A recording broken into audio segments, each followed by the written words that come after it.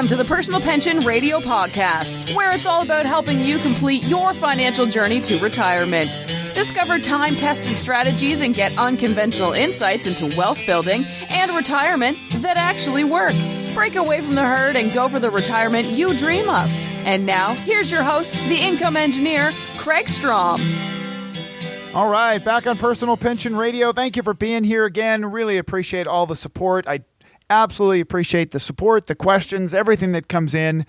Even the heads up from a listener that had apparently a user malfunction on my side of the podcast upload and preparation, where episode number 133 that either was uploaded in a certain way that didn't work correctly, ended up not being the full episode. So we're working on getting that fixed. That should be fixed today. The day that you're listening to this episode, it'll be fixed along with this new upload.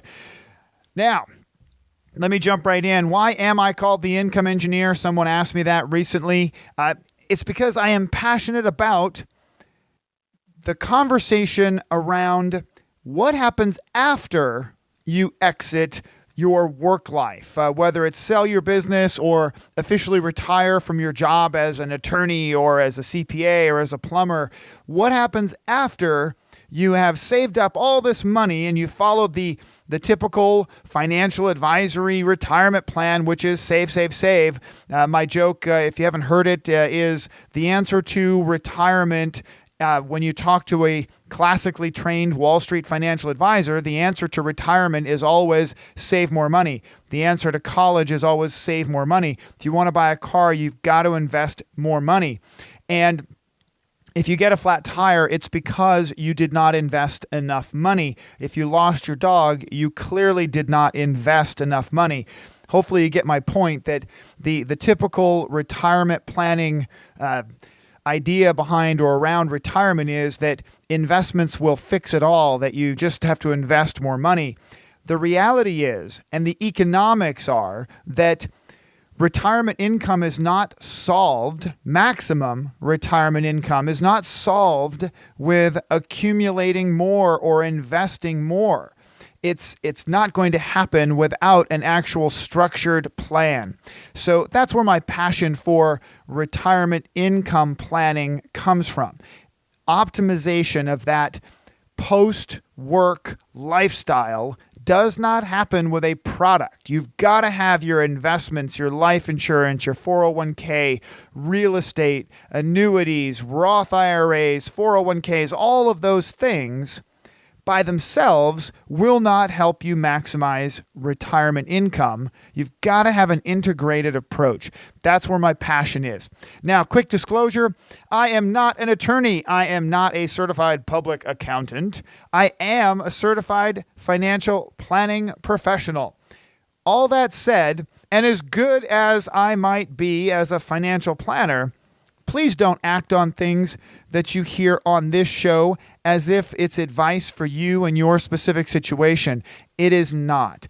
Please especially don't act on things that you hear from financial entertainers on the radio or other podcasts even. Meet with a qualified financial professional.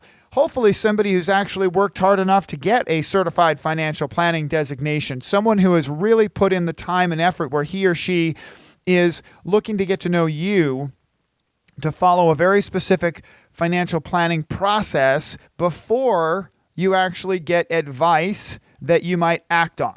All right. So enough with that. Let's jump into the first segment this week is Watch Your Step. And Watch Your Step is an area that I like to just pay attention out there for things that, if I see it, I just want to make sure to warn you about it, like give you a heads up, that if I see it out there in the news or in a magazine article or a question that I hear, a conversation that I hear in my work or in a professional gathering, I just want to bring it to your attention to say, hey, watch out, right? So last week I had mentioned 401k plans and the missing financial advisors, where there's a large percentage of 401k plans out there in the world that have no financial advisor assigned. Now, I thought that was just crazy, but it is true.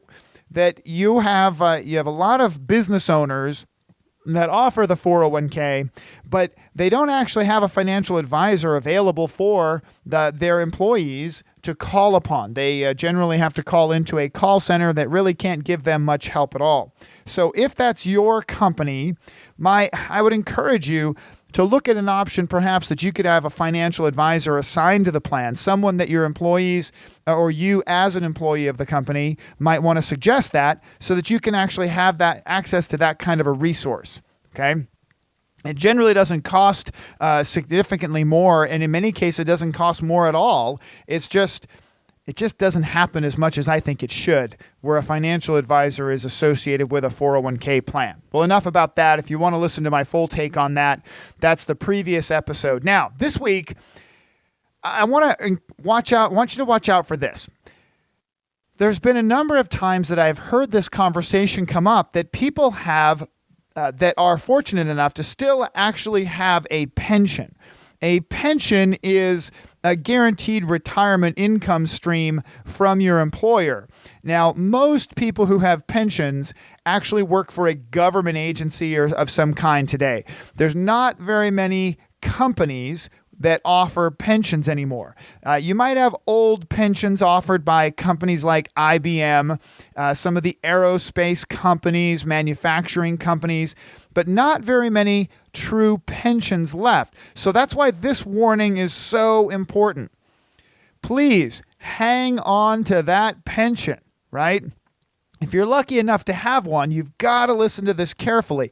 Don't be lured in by your pension company offering you a cash out instead of taking your lifetime income.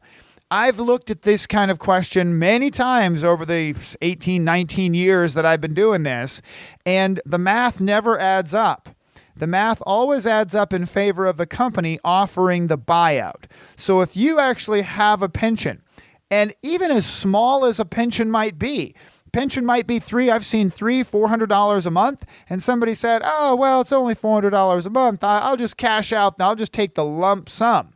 Well, they're trying to cash out these pensions because the lump sum is more valuable than the guaranteed income that is promised. So that's why they're doing it. They're not doing it, to be nice. They're doing it in hopes that people will take what they consider to be, people will think of it, oh, it's like a lottery ticket. I got $160,000 and I gave up a pension, right? All I had to do was give up this little $250 a month. I'm telling you, folks, if you do the math, I've never seen it add up where the lump sum was more valuable than the guaranteed paycheck. So my warning is this. Be careful if you're being offered something from a company or a pension company in regards to an income payment that is promised, and in favor or instead of that income payment, they're going to give you a lump sum. Watch out, because I would say most of the time it's not a good deal. You are better off taking the guaranteed pension than you are the lump sum. All right. Next section here, this is going to be a listener question, but just as a recap, last week I talked about actuarial science and non-Wall Street income planning options. If you haven't listened to that one, go back and listen to it, at least my take on the conversation that is usually missing when you're talking to a focused, Wall Street trained, classically trained financial advisor talking about income. Because remember, much like getting ready for retirement, the answer is always investments of some sort. It's investments, it's bonds, it's investments, it's something, right? And in many cases, you don't get the conversation around all of the different places that income can come from. And you've got to be working with someone that actually focuses on retirement income engineering and design, so that you know that you're talking to someone that's going to discuss pensions if you've got it. Creating your own personal pension. The name of this show, right? Guaranteed life insurances, real estate, reverse mortgages, heck, renting out a room in your apartment or in your condo or in your house, right? These are all different ways that you generally don't see the comprehensive income conversation, and it's important to look for. Now, This week, I want to cover a listener question. So a listener actually wrote in and said, Kraig, what's your opinion on cryptocurrency? Well, that is just my favorite word of the week, I think. I'm going to probably use that word for the entire week, all through this, this next few days coming up especially. Cryptocurrency, it just sounds cool when you say it, right? So for those of you who don't know what cryptocurrency is, you might have heard of Bitcoin. Bitcoin is the most well-known cryptocurrency out there in the world floating around today. And it is essentially, now I'm going to give you the definition. Instead of me trying to stumble over my words, I'm going to go to Investopedia.com, and give you the definition of cryptocurrency. And then we're going to break it down a little bit and give you my opinion on it. All right. So cryptocurrency is a digital or virtual currency that uses cryptography for security. Wow, I still don't know what cryptocurrency is. All I know is that it's digital or virtual. A cryptocurrency is difficult to counterfeit because of this security feature, that it uses cryptography, which is a very difficult, if you're trying to hack into a cryptocurrency, it is a very difficult thing to hack into because of the technology behind it, right? A defining feature of cryptocurrency, and arguably its most enduring and endearing allure, is its organic nature. It is not issued by a central authority, rendering it theoretically immune to government interference or manipulation. Now, remember the question, what is my opinion on cryptocurrency? Well, for the record, that's all I have. I have an opinion about cryptocurrency. I am not an expert at cryptocurrency. I am going to give you my take on it, and I want to start with the definition that I just read, right? A defining feature of cryptocurrency, and arguably its most endearing allure, is its organic nature, and it's not issued by a central authority, rendering it theoretically immune to government interference or manipulation. That's my problem with it. My opinion on cryptocurrency is that theoretical immunity, right? So how do you buy cryptos in the first place? And I say cryptos because Bitcoin is not the only cryptocurrency out there. There's multiple different types of cryptocurrency. So how do you buy cryptocurrency in the first place? You've got to exchange something to get your cryptocurrency. You've got to exchange some other form of transactionable item in order to get the Bitcoin, for example. That would be dollars, right? You have to have dollars. So now, next question. How do you buy groceries or, to the other end of the extreme, pay for college for your kid? Well, do colleges take Bitcoin? Maybe someday they will, but today they want dollars. They want dollars. The grocery store doesn't take Bitcoin. The grocery store takes dollars, right? So you buy the cryptocurrency with US dollars, for example. And of course, you can buy it all over the world with all different types of currency. But most of my listeners are in the US, so we'll use dollars. When you want to harvest the value of your investment in that cryptocurrency, it still needs to be convertible to dollars, right? To dollars. Okay, so that's a very important piece because I want to, again, going back to the definition, right, that it's organic in nature and it's theoretically immune to government interference or manipulation. I'm going to call BS on that because if you have to first buy it with dollars and then in order to use it for something other than an appreciable investment, for example, a static appreciating investment, you have to have a market that allows you to convert that back to dollars if you want to use it for something else, right?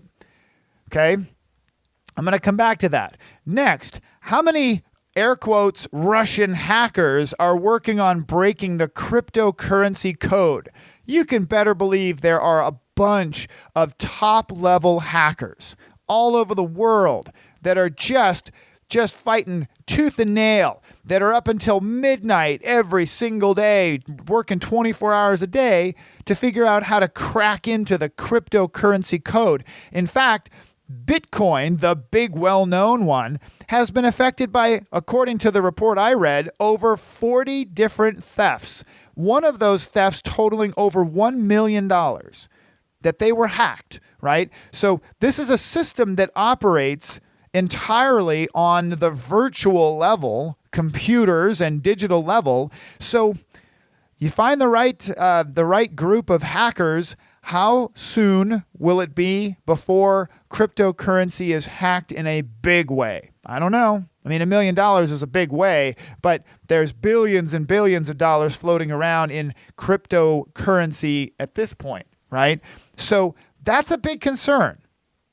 That's a big concern. Now, the biggest area that I have, the biggest area of concern that I have with cryptocurrency is it comes from the definition I read, or really I'll take off from the definition I read, is this theoretical immunity to government interference. Well, that is it.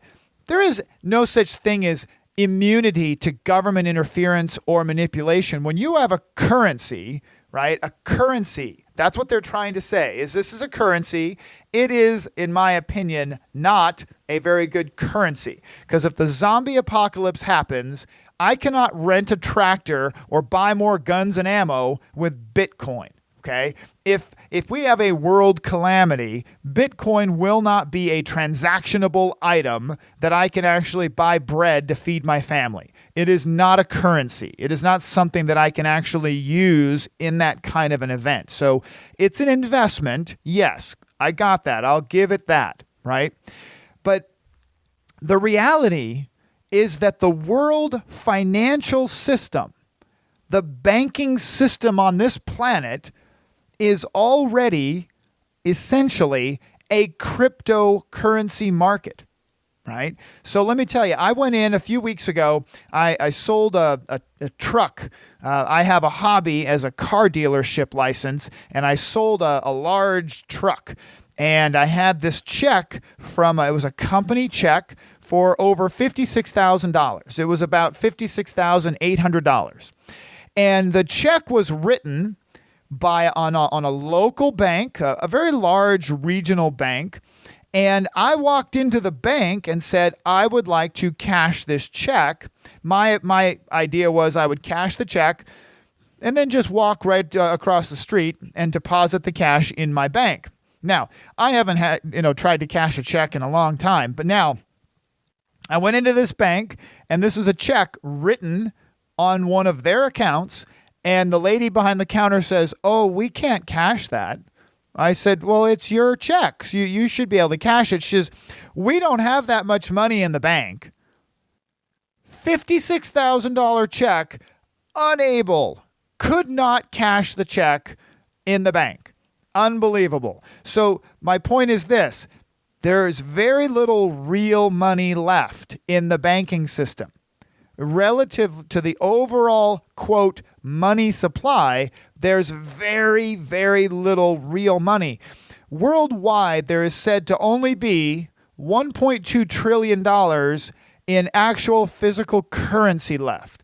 So the banks are already essentially a cryptocurrency market, right? The financial system operates on digital transactions, back and forth, back and forth. Very little real money left. So if you think about it this way, the world banking system is the dominant cryptocurrency market, okay? And can you make money with cryptocurrency? Absolutely. It can be an investment. I mean, heck, some of the crypto market, company values have gone way, way, way, way up. My issue is this. My concern is this. If the world banking system is already the dominant cryptocurrency on the planet, cryptocurrency market on the planet, when will they start paying attention to the flea on their back? Because as a size comparison, the cryptocurrency markets with companies like Bitcoin, they are the flea on the back of a very large dog, and they're nibbling away, taking a little bite of their action, doing their thing, kind of being quiet. But when will the banking system say, you know what? I really don't like having that flea on my back anymore. It's taking a little too much of a bite. When the cryptocurrency markets, companies like Bitcoin, pose any kind of a threat financially to the banking system, how fast before those bankers contact their senators and congressmen? How fast before the banking lobby and that banking machine worldwide stands up and says, no. We'd like to actually have the hammer dropped on these cryptocurrency markets. They're not regulated like we are. We're the responsible bankers. You need to go over there and squash those cryptos, right? How quick would that happen? So what I want you to be mindful of is, if you're going to be in the cryptocurrency markets, just be educated, right? Remember, I said I have an opinion. I don't know the crypto markets. I stayed away from the crypto markets personally and professionally because of this very piece here, that when the government and the banking business take notice, when they become large enough to take too much of a bite, and that's actually very subjective. Like, what is too much of a bite, right? When the cryptocurrency markets take too much of a bite, the dog is going to turn around and bite back. That's my concern is, so be prepared with what is your exit strategy when the banking industry sees the crypto industry as a threat and calls their senator, right? That could happen literally overnight. And I wouldn't put it past any of the government agencies that, remember, we've seen this happen in India, we've seen it happen in Argentina, we've seen it happen in countries around the world where the banking system just makes an announcement overnight that, hey, by the way, certain things aren't going to be worth what they were tomorrow morning. Now, do I think it's going to happen in that exact way in the United States banking system? Probably not. But what did I say earlier? You can't buy groceries with Bitcoin in most places. You've got to convert to dollars. So my conspiracy theory version would be this. Hey, everybody, with Bitcoin, we're going to regulate it. We're going to regulate it very differently. If you want to, get out of your Bitcoin, we will still allow you to exchange your Bitcoin for dollars, but you have 90 days to do it. Well, if you've got a 90-day rush to get out of your Bitcoin, supply and demand says that your Bitcoin value is going to start to drop, right? I mean, you just have to be ready for the exit. I don't know anything about what could happen, what might happen.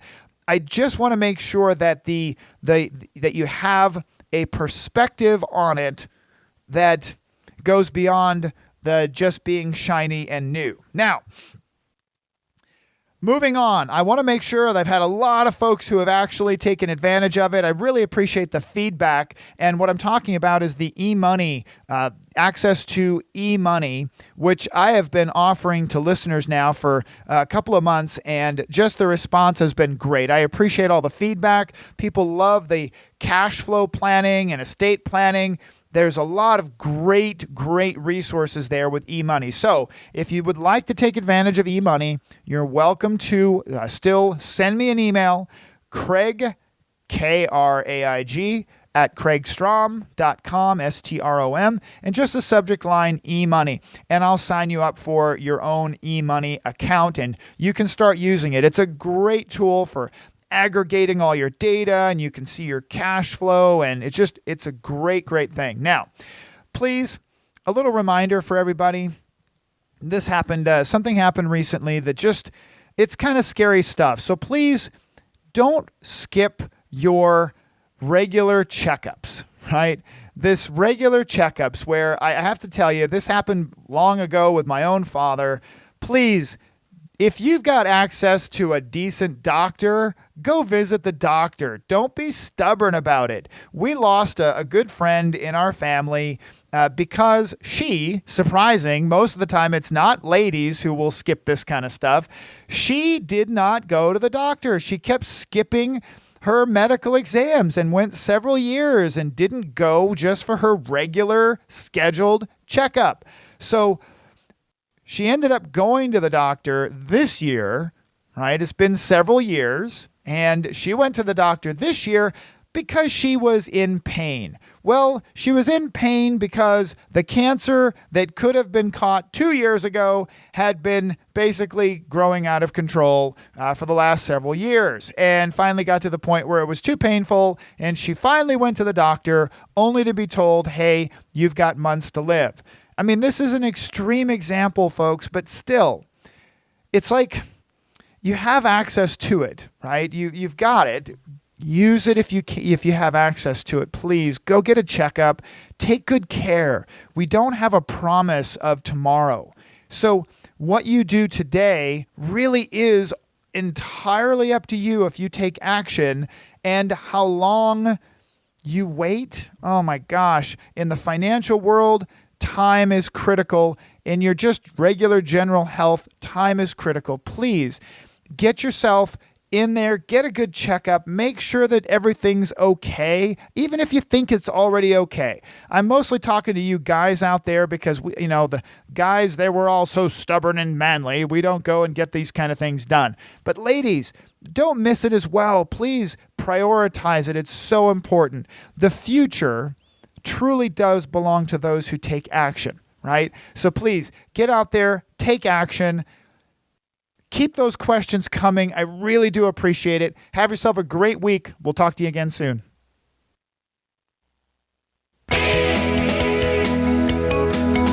Thank you for listening to the Personal Pension Radio Podcast. If you missed anything during the show, that's okay. We took the notes for you.